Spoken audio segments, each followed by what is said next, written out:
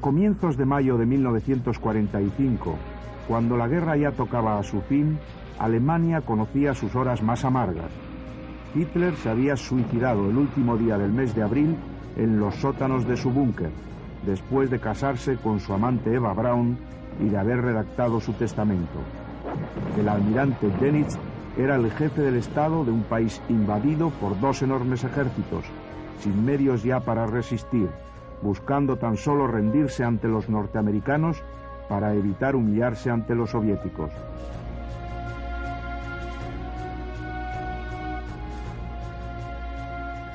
Berlín, la ciudad que vio crecer a Hitler como un dios, era un montón de ruinas, una urbe incendiada, sumida en la escasez, inerme ante las tropas enemigas.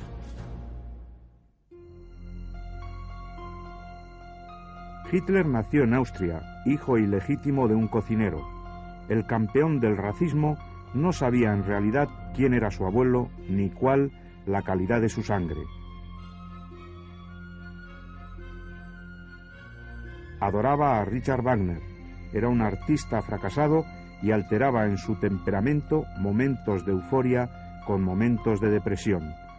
De fuerte constitución física, combatió como soldado en la Primera Guerra Mundial, donde resultó herido y gaseado y donde logró el honor de ser condecorado con la Cruz de Hierro de primera clase. Encarcelado en 1923 por un intento de golpe de Estado, escribió en prisión su libro Mi lucha. Ya era presidente del partido nazi y anunciaba que la lucha es la madre de todas las cosas, mientras que alimentaba un feroz sentimiento antisemita.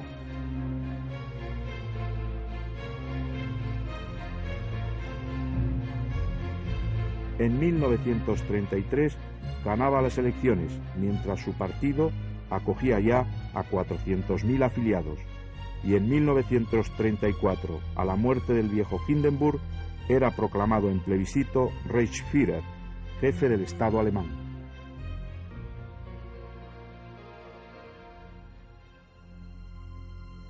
La Wehrmacht fue un ejército excepcional formado a través del ejército que había salido derrotado en la Primera Guerra Mundial y desmovilizado luego. Quedaron 100.000 soldados tan solo, pero 100.000 soldados que estuvieron en filas desde 1918 hasta que empieza el Rearme Hitler en 1934. Por tanto, eran unos auténticos profesionales todos ellos. Ellos serían los oficiales que crearían el ejército con una concepción más moderna, más ágil del mundo.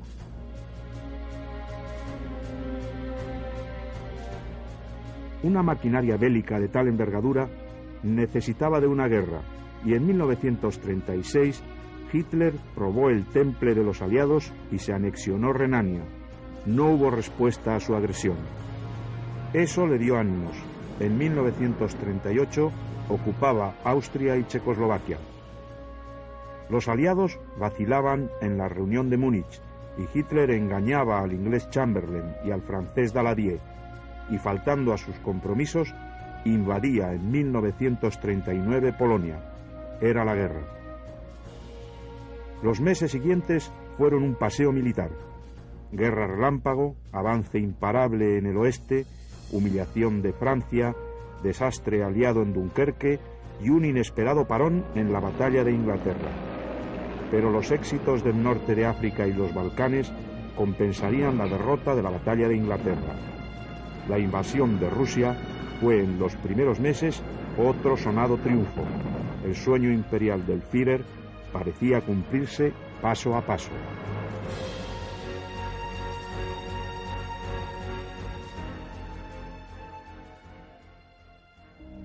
El nuevo imperio soñado por Hitler tenía su centro en Alemania, a la que se unían una serie de países como Bélgica, Polonia y el norte de Francia. Seguía un rosario de estados ligados al imperio, enormes extensiones de territorios y numerosos pueblos quedaban esclavizados en el este, y el resto eran países satélites de dudosa independencia. Tras las grandes victorias llegaron las grandes derrotas. Sus ejércitos caían en el Alamein, quedaban destruidos en Stalingrado, comenzaban a retroceder en todos los frentes. En 1944 los aliados estaban en suelo europeo y avanzaban desde el norte de Francia tras el desembarco de Normandía y en Italia tras el salto a Sicilia.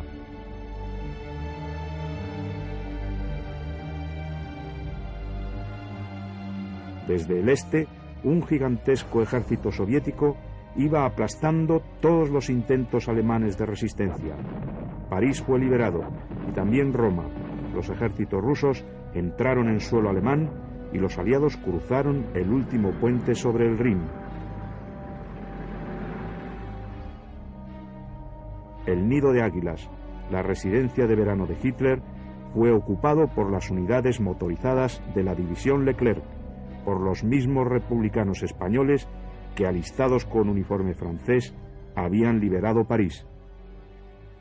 Y los primeros hombres que llegaron al Nido de Águilas, era el gran chalet que tenía Hitler y por el cual se subía con un ascensor particular, fue el grupo que mandaba el alférez Bernal, zaragozano, el cual, al entrar en un despacho de Hitler, ver el desorden que había, mesas por el suelo, un sillón, vio un sillón más lujoso que los otros y se dijo, este debe ser el sillón de Hitler.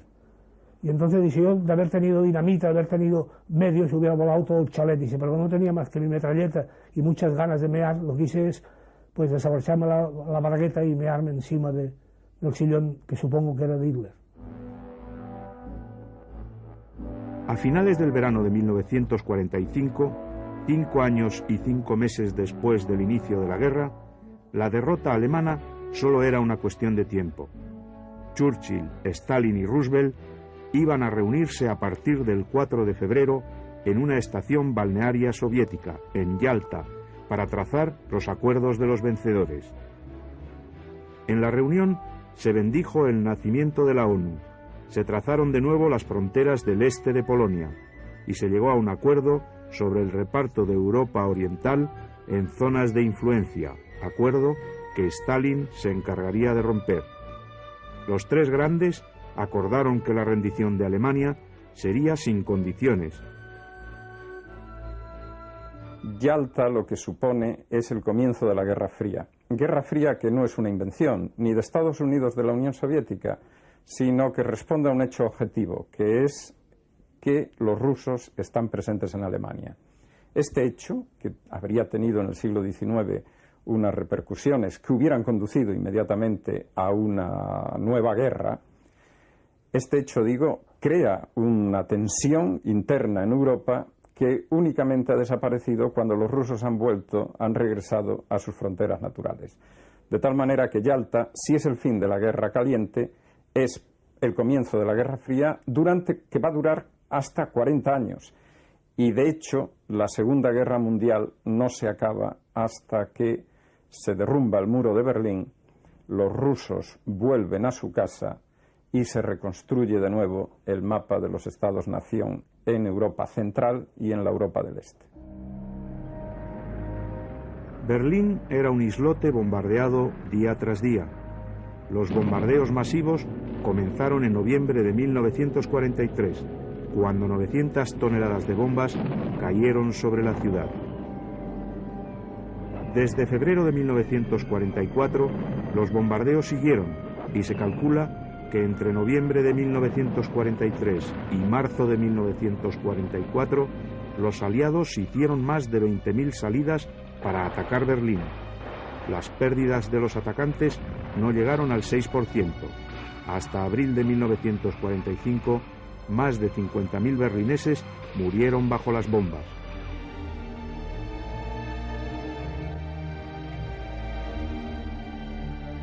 Yo quería marcharme de Alemania. Cuando llegó el día del vuelo, yo me personé lógicamente en el aeropuerto de Stuttgart. Entonces los bombardeos continuaban a diestro y siniestro. Y estando en el aeropuerto, esperando la hora de iniciar el vuelo, en aquella ocasión sonó la pre-alarm y luego la alarm. Y entonces por la megafonía del aeropuerto, el director del aeropuerto dijo, tenemos a los aviones encima dentro de 2 minutos. El que quiera tomar el avión, que lo tome bajo su responsabilidad y el que no, que se quede. Tomamos el avión. Era un día nublado despega el avión y cuando había alcanzado unos 1500 o 2000 metros, creo yo, volando de nube en nube como un mosquito refugiándose, el piloto, que debía ser un socarrón, y cuando el alemán es socarrón hay que echarle de comer aparte, como vulgarmente se dice, nos dice por la megafonía del avión a los pasajeros: estamos volando, como ustedes ven, a 2000 metros más o menos, pero abajo está ocurriendo algo. El que tenga valor de mirar abajo, que mire. Y entonces ni valor ni nada. Pudo más la curiosidad que el valor. Todo el mundo miramos por la ventanilla hacia abajo. El aeropuerto de Stuttgart lo estaban bombardeando y estaba ardiendo, con todos los aviones que habían quedado allí dentro. La respuesta de Hitler fue más propagandística que efectiva.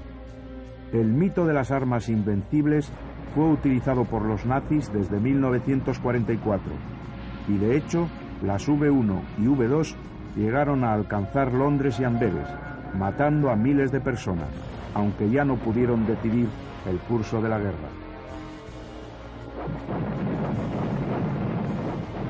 Los rusos estaban ya en las puertas de Berlín el día 16 de abril y ese mismo día partió de la ciudad el último tren. Hitler dio la orden de cerrar todas las salidas de la ciudad y 2 millones de berlineses quedaron sitiados con él para compartir su suerte. La batalla de Berlín fue encarnizada y supuso la muerte de 500.000 de personas, la mayor parte de ellos civiles.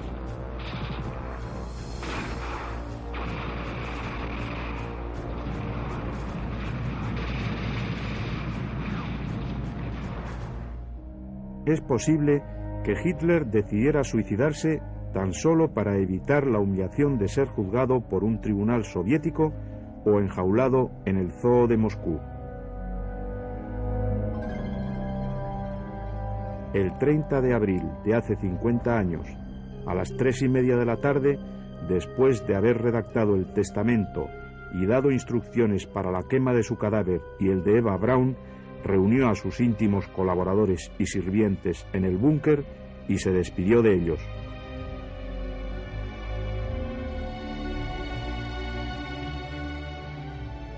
Poco después, se suicidaba a solas con Eva Braun, su amante de tantos años, y con la que se había casado el día anterior.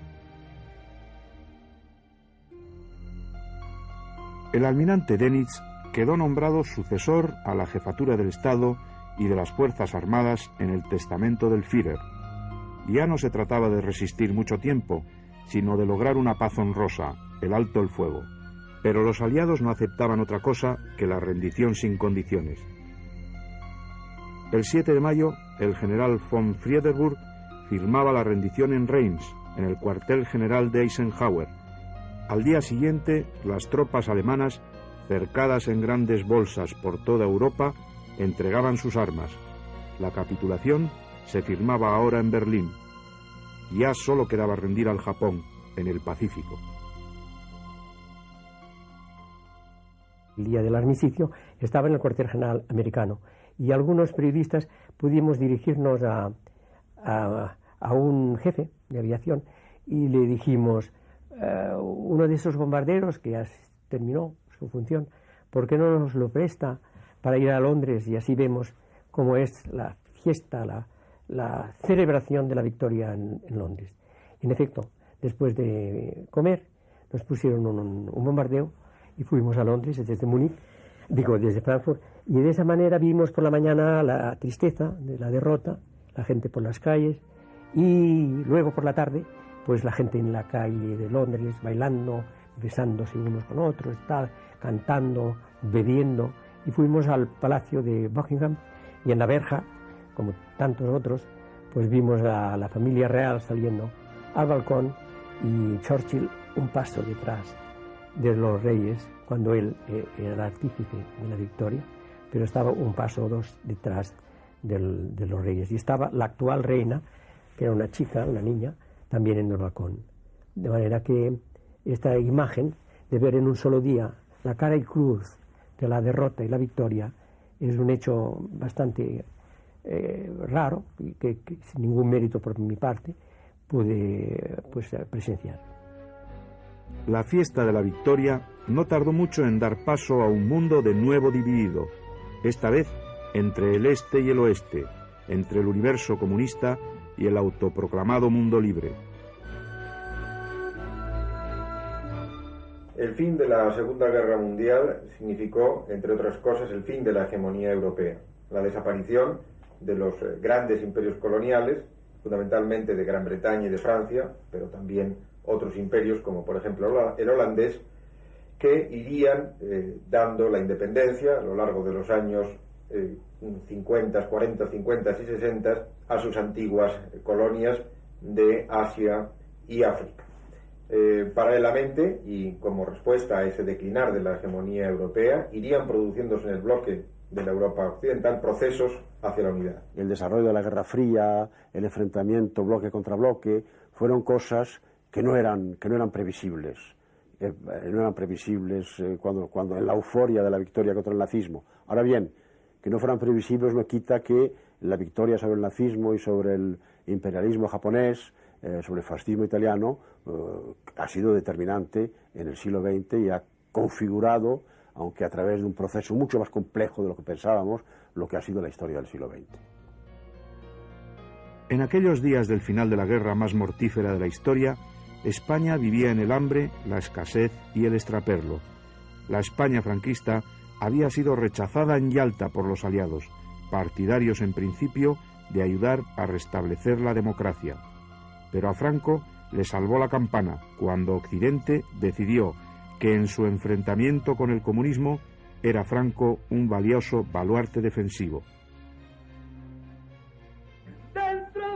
Al tiempo que Hitler se suicidaba en Berlín, Lola Flores y Manolo Caracol triunfaban con su espectáculo Zambra 1945, mientras que el Espartero cortaba orejas en Alicante.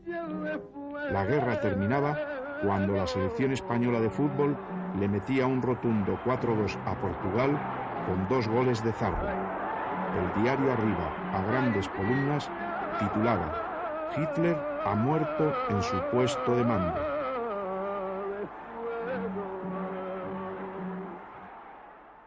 Nos parecía evidente que el fin de la guerra mundial, la victoria sobre el nazismo, iba a ser también el fin de la dictadura franquista.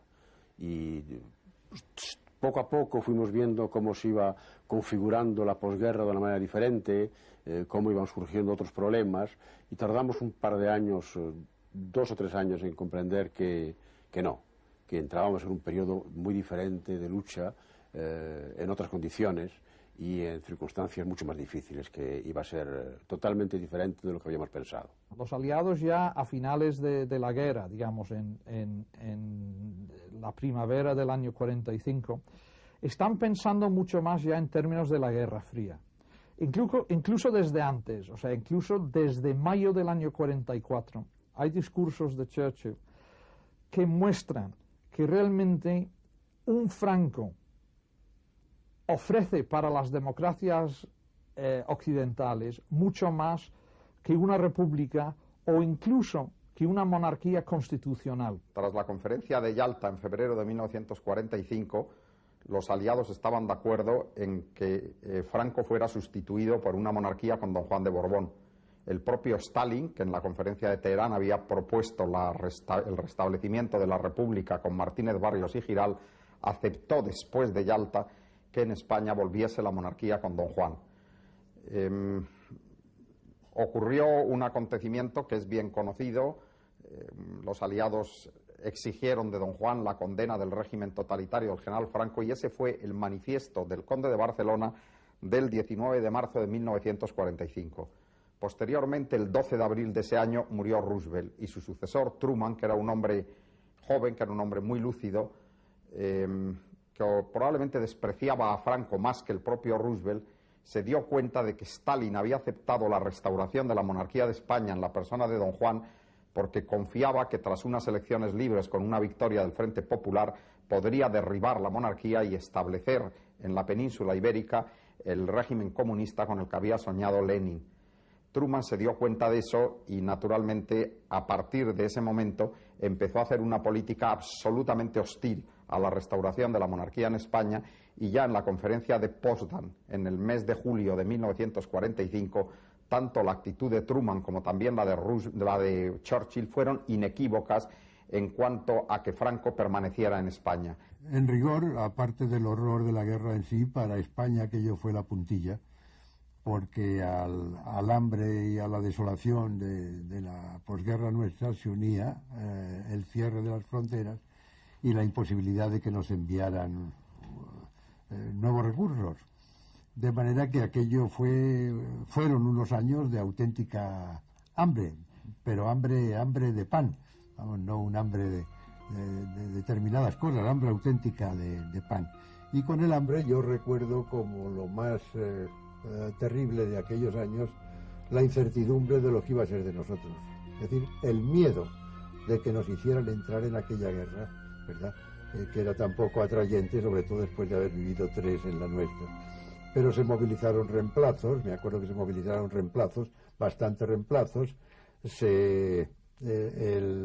el racionamiento de viandas era cada vez más estrecho, lo que nos llevaba a pensar que estaban ahorrando para meternos en la guerra, los rumores eran cada vez más alarmantes, pero en fin, parece que al fin prevaleció el buen sentido.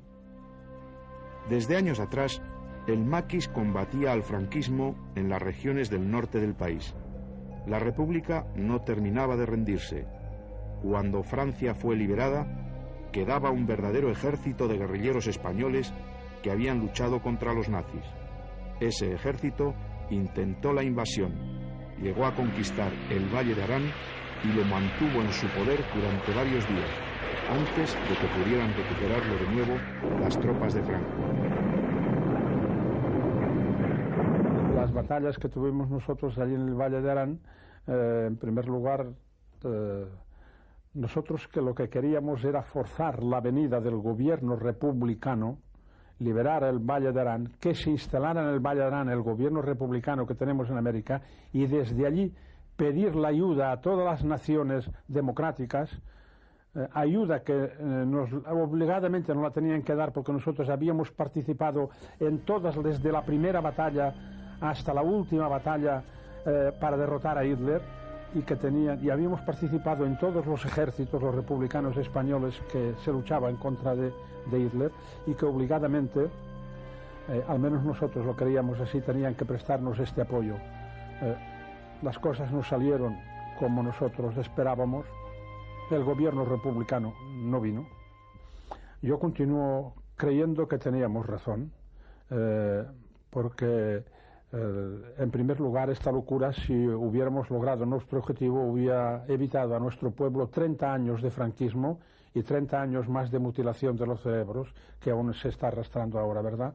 Antes que se montara esta operación, que era una operación suicida, el 1 de septiembre, pero el 9 de septiembre concretamente en Carcassonne había habido dimisión de mandos guerrilleros porque no se estaba de acuerdo en que se anulara un plan preestablecido, que era el de entrar en plan guerrillero y en pequeños grupos y destinados a grupos de guerrillas ya existentes en España desde el final de la Guerra Civil.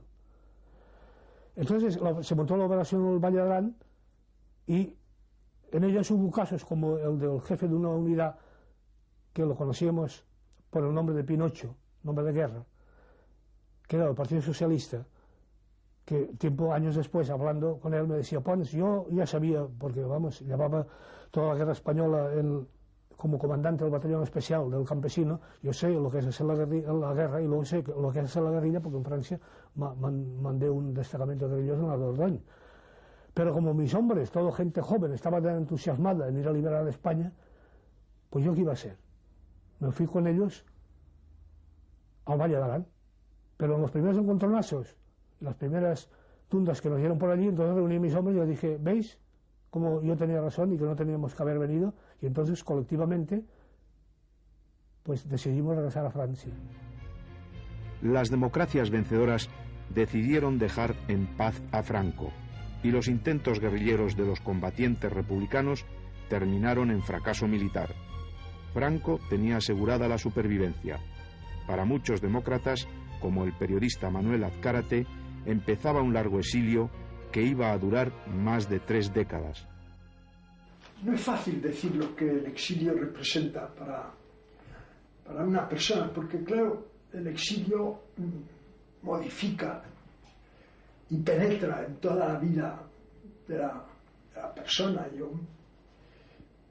Yo no me puedo imaginar a mí mismo sin haber sido un exiliado durante muchos años.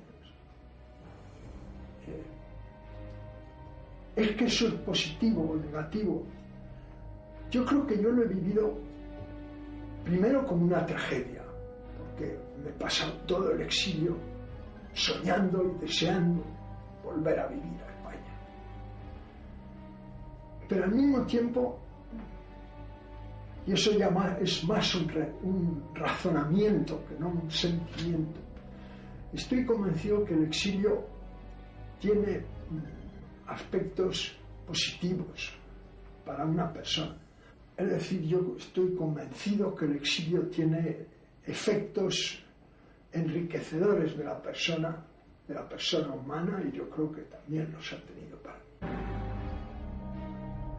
El Nido de Águilas, la residencia de verano de Hitler, fue ocupado por las unidades motorizadas de la división Leclerc, por los mismos republicanos españoles que, alistados con uniforme francés, habían liberado París. Y los primeros hombres que llegaron al Nido de Águilas, era el gran chalet que tenía Hitler y por el cual se subía con un ascensor particular, fue el grupo que mandaba el alférez Bernal, zaragozano, el cual, al entrar en un despacho de Hitler, ver el desorden que había, mesas por el suelo, un sillón, vio un sillón más lujoso que los otros y se dijo: este debe ser el sillón de Hitler. Y entonces dice: yo, de haber tenido dinamita, de haber tenido medios, hubiera volado todo el chalet. Dice: pero no tenía más que mi metralleta y muchas ganas de mear, lo que hice es pues desabrocharme la bragueta y mearme encima del sillón que supongo que era de Hitler. A finales del verano de 1945, 5 años y 5 meses después del inicio de la guerra, la derrota alemana solo era una cuestión de tiempo. Churchill, Stalin y Roosevelt iban a reunirse a partir del 4 de febrero en una estación balnearia soviética, en Yalta, para trazar los acuerdos de los vencedores. En la reunión se bendijo el nacimiento de la ONU, se trazaron de nuevo las fronteras del este de Polonia y se llegó a un acuerdo sobre el reparto de Europa Oriental en zonas de influencia, acuerdo que Stalin se encargaría de romper. Los tres grandes acordaron que la rendición de Alemania sería sin condiciones. Yalta lo que supone es el comienzo de la Guerra Fría. Guerra Fría que no es una invención ni de Estados Unidos de la Unión Soviética, sino que responde a un hecho objetivo, que es que los rusos están presentes en Alemania. Este hecho, que habría tenido en el siglo XIX unas repercusiones que hubieran conducido inmediatamente a una nueva guerra, este hecho, digo, crea una tensión interna en Europa que únicamente ha desaparecido cuando los rusos han regresado a sus fronteras naturales. De tal manera que Yalta, si es el fin de la Guerra Caliente, es el comienzo de la Guerra Fría, que va a durar hasta 40 años.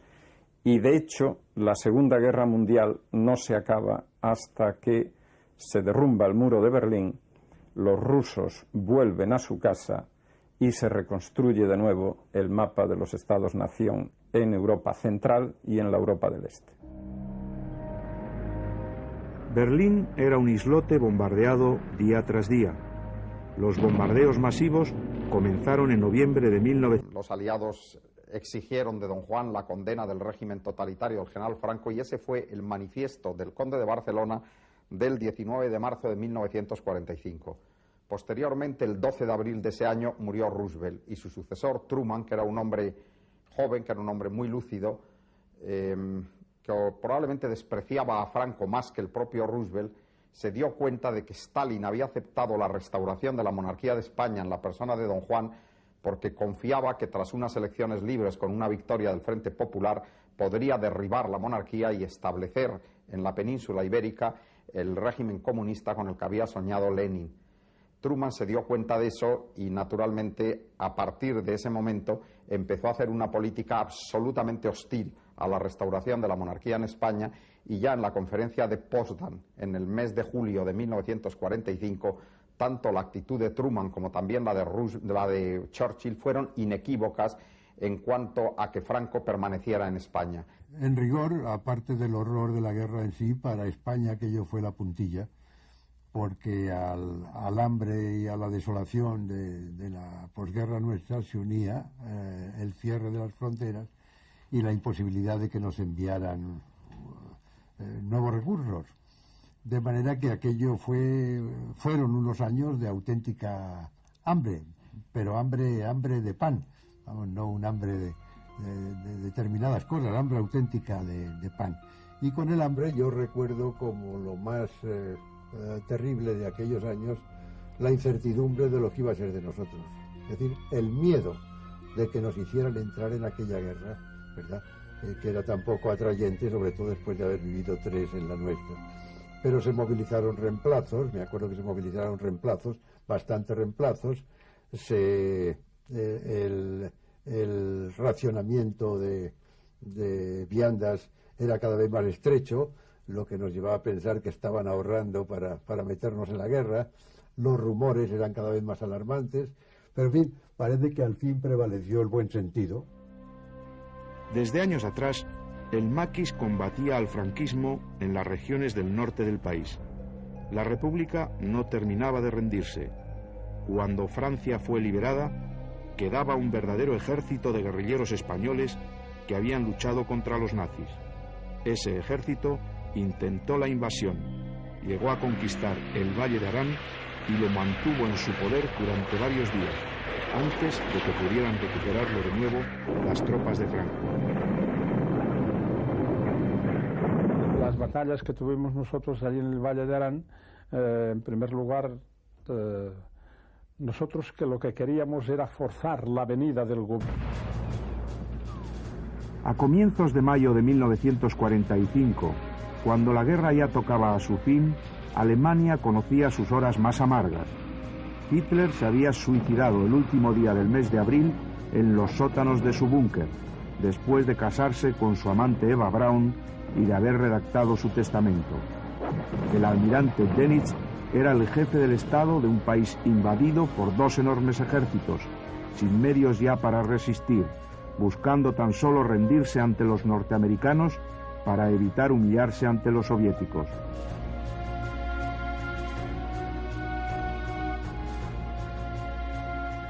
Berlín, la ciudad que vio crecer a Hitler como un dios, era un montón de ruinas, una urbe incendiada, sumida en la escasez, inerme ante las tropas enemigas.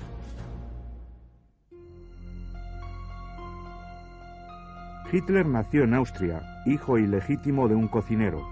El campeón del racismo no sabía en realidad quién era su abuelo ni cuál la calidad de su sangre. Adoraba a Richard Wagner, era un artista fracasado y alteraba en su temperamento momentos de euforia con momentos de depresión. De fuerte constitución física, combatió como soldado en la Primera Guerra Mundial, donde resultó herido y gaseado y donde logró el honor de ser condecorado con la Cruz de Hierro de primera clase. Encarcelado en 1923 por un intento de golpe de Estado, escribió en prisión su libro Mi lucha. Ya era presidente del partido nazi y anunciaba que la lucha es la madre de todas las cosas, mientras que alimentaba un feroz sentimiento antisemita.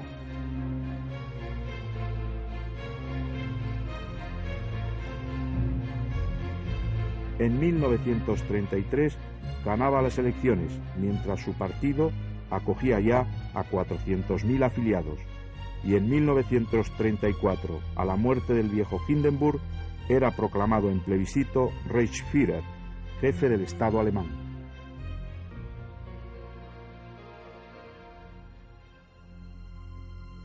La Wehrmacht fue un ejército excepcional formado a través del ejército que había salido derrotado en la Primera Guerra Mundial, y desmovilizado luego. Quedaron 100.000 soldados tan solo, pero 100.000 soldados que estuvieron en filas desde 1918 hasta que empieza el rearme Hitler en 1934. Por tanto, eran unos auténticos profesionales todos ellos. Ellos serían los oficiales que crearían el ejército con una concepción más moderna, más ágil del mundo. Llegaron las grandes derrotas. Sus ejércitos caían en el Alamein, quedaban destruidos en Stalingrado, comenzaban a retroceder en todos los frentes. En 1944 los aliados estaban en suelo europeo y avanzaban desde el norte de Francia tras el desembarco de Normandía y en Italia tras el salto a Sicilia.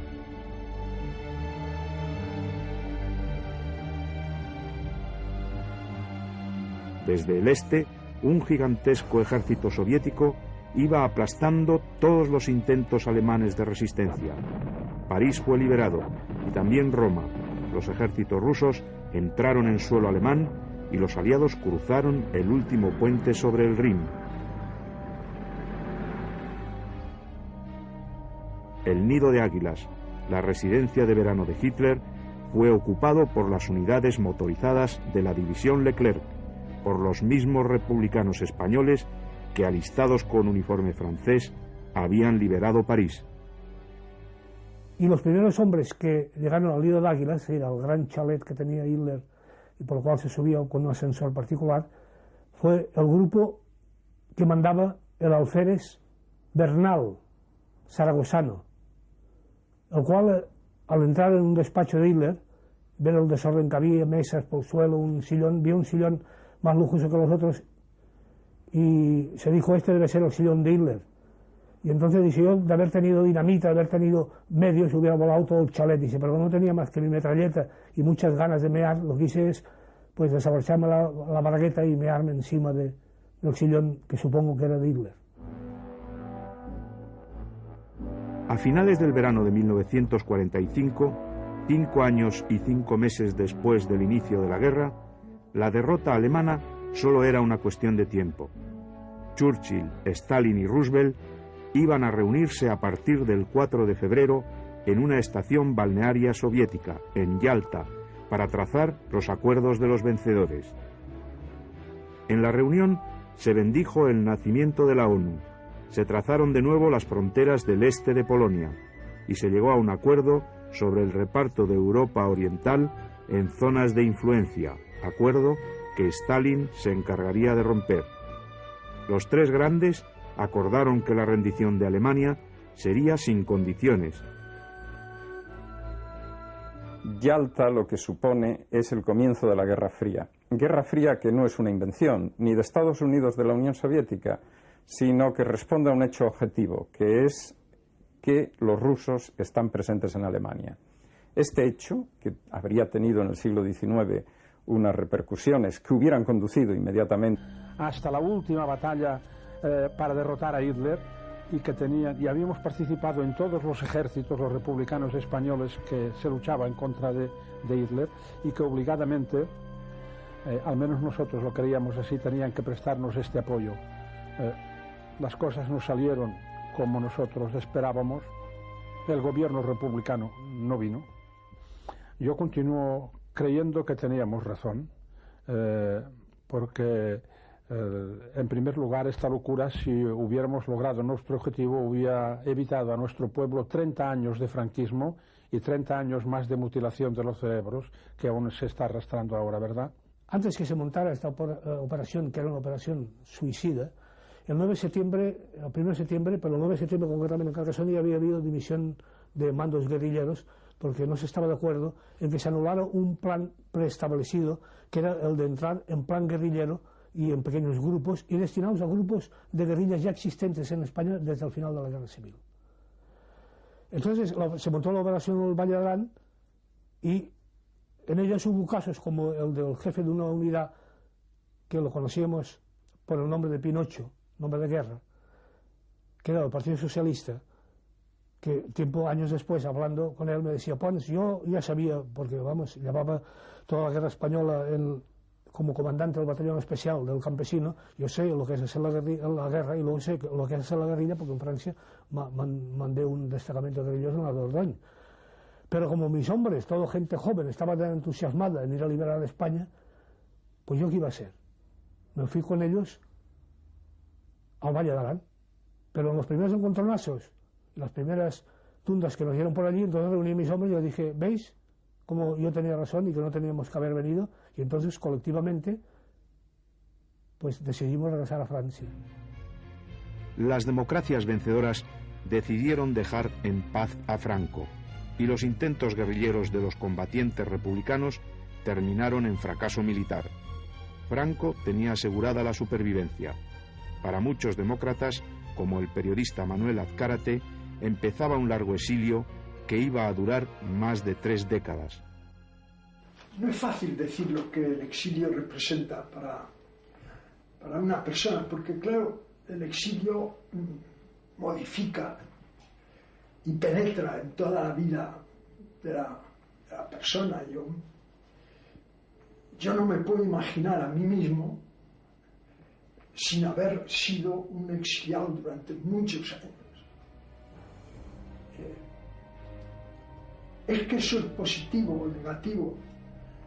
Yo creo que yo lo he vivido primero como una... Un par de años, 2 o 3 años en comprender que no, que entrábamos en un periodo muy diferente de lucha, en otras condiciones y en circunstancias mucho más difíciles, que iba a ser totalmente diferente de lo que habíamos pensado. Los aliados ya a finales de la guerra, digamos en la primavera del año 45, están pensando mucho más ya en términos de la Guerra Fría.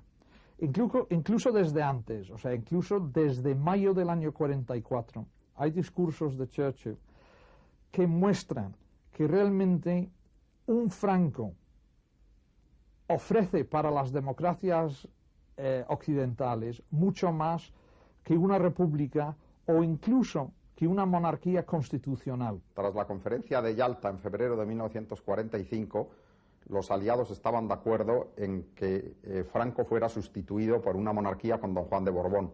El propio Stalin, que en la conferencia de Teherán había propuesto el restablecimiento de la república con Martínez Barrios y Giral, aceptó después de Yalta que en España volviese la monarquía con don Juan.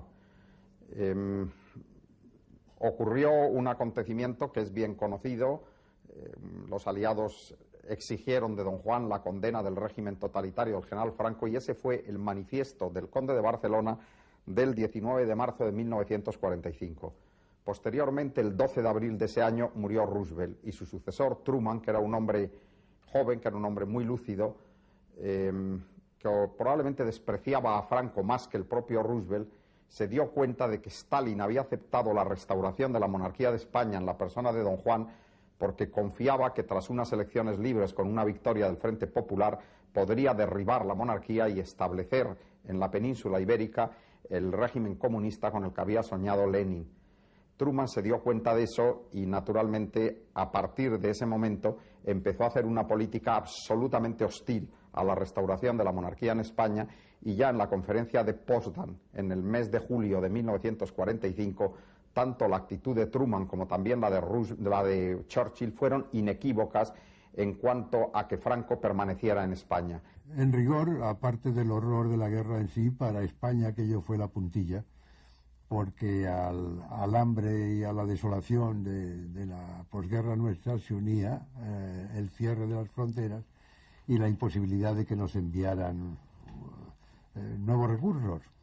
De manera que aquello fueron unos años de auténtica hambre, pero hambre de pan, vamos, no un hambre de determinadas cosas, hambre auténtica de pan. Y con el hambre yo recuerdo como lo más terrible de aquellos años la incertidumbre de lo que iba a ser de nosotros.